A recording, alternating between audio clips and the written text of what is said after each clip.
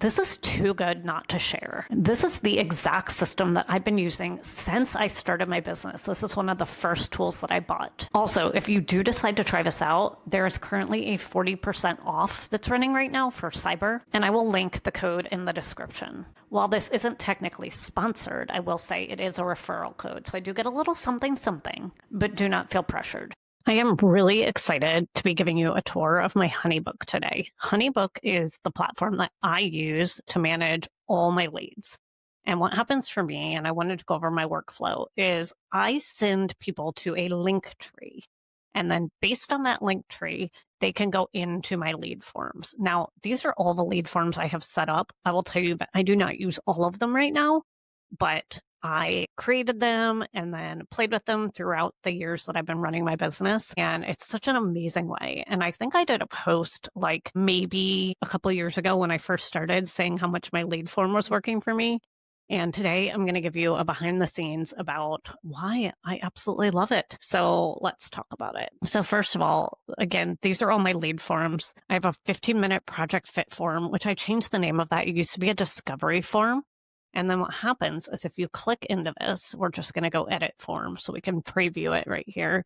Let's chat and see if we're a good fit. And then somebody can book right on my calendar. So they can pick a day and pick a time. Here, we'll go to preview. So they can pick a day. So let's say this day at this time. Of course, the second my preview isn't working, which I've had this happen before where the preview won't actually let me pick, which is always a little weird. And I don't know why it does that in preview. So maybe I have to hit a live form. So super embarrassing there.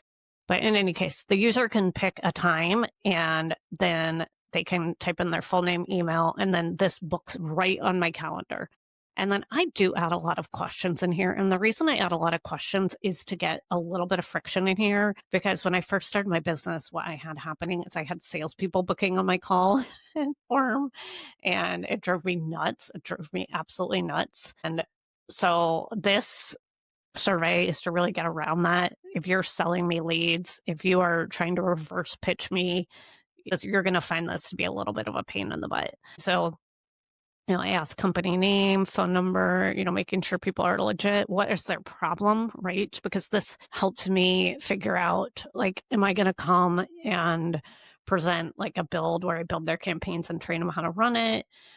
Do they really just need an audit? Do they need me to, like I said, build something from scratch? And I'm unsure of where to start. I mean, some great questions here. And then, are you the decision maker? That is an important question, as well as what is the ad budget, right? Because when I was doing management, I needed to know the budget, just have an idea of what a retainer would look like for that. And then what's your primary goal? And then I make these ones optional right here.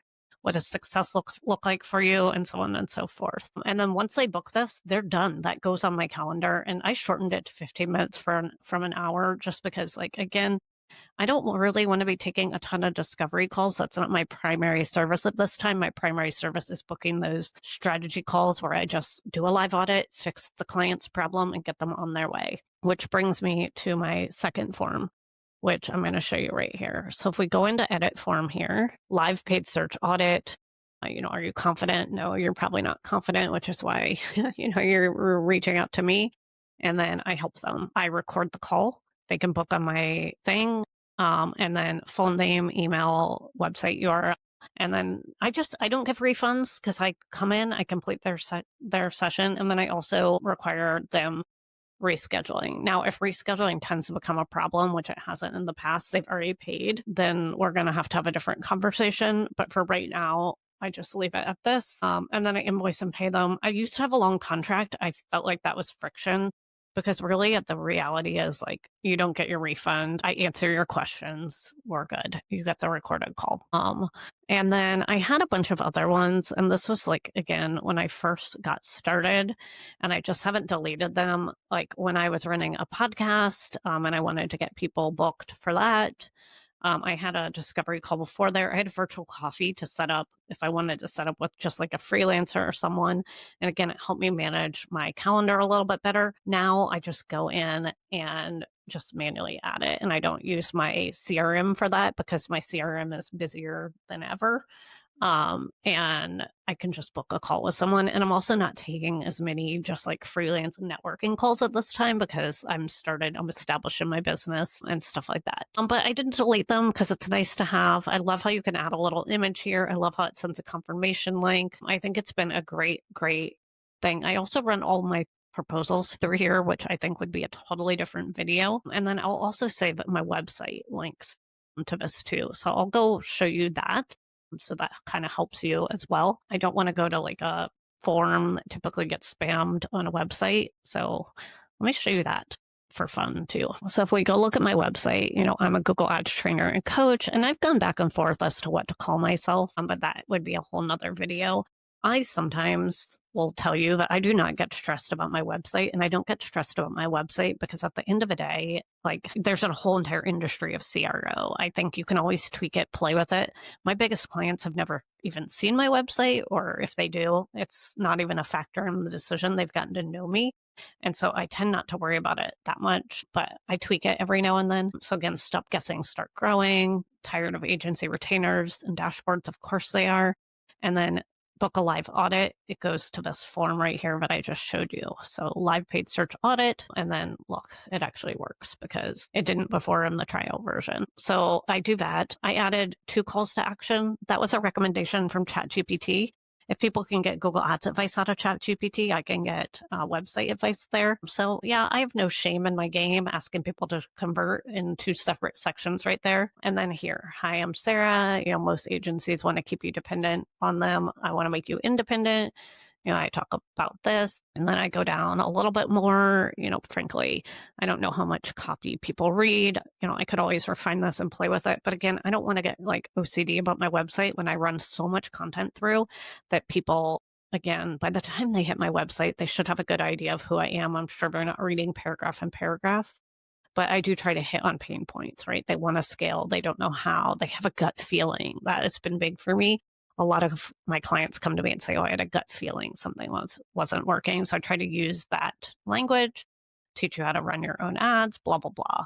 And then it's always about putting the client in control. Again, I don't know if this is right or wrong. And then right here, find the right solution to you. And so this is interesting because really, like, remember starting my business and having a lot of questions around, like, I do all these things. How do I present that? The truth is, like, you could come in from a discovery call and end up booking a coaching call. You could come in for a discovery call and end up with a more complex audit. Like, I really give people what I feel like they need at the time. But in order to kind of break it down on the website, if they need answers fast, they find out what's holding them back. And then they go into my HoneyBook, right? Like live form because they need those answers fast. If they need a fresh start, right? So I know they're going to need me to build their campaigns, launch it, teach them how to manage it. That's a bigger project. And so for that, I put them into the discovery call, right? So I call an introductory call.